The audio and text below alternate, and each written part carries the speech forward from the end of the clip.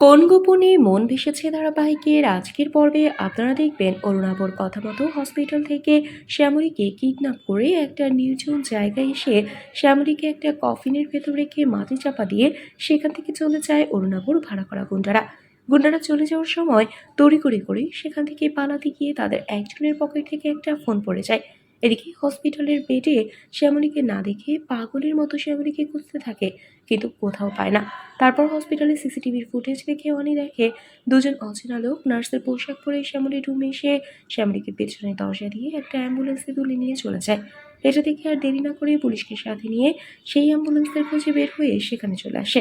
তারপর সেখানে এসে শ্যামলীকে জোরে জোরে চিৎকার করে শ্যামলীর নাম ধরে ডাকতে থাকে অনি।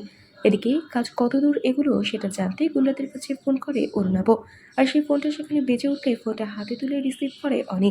আর রিসিভ করে অরুণাবর কথা শুনে অনেক সবকিছু পরিষ্কারভাবে জেনে যায় অরুণাবর লোক দিয়ে শ্যামলীকে হসপিটাল থেকে উঠিয়ে এনেছে। তাহলে কি এবার শ্যামলীকে উদ্ধার করে হসপিটালে ভর্তি করে অরুণাবর মুখোমুখি হবে অনেক? বন্ধুরা, আজকের পর্ব নিয়ে আপনাদের কি মতামত জানিয়ে দিন কমেন্ট করে। নিয়মিত সিরিয়ালটি আপডেট পেতে আমাদের চ্যানেলটি সাবস্ক্রাইব করে সাথেই থাকুন। ধন্যবাদ।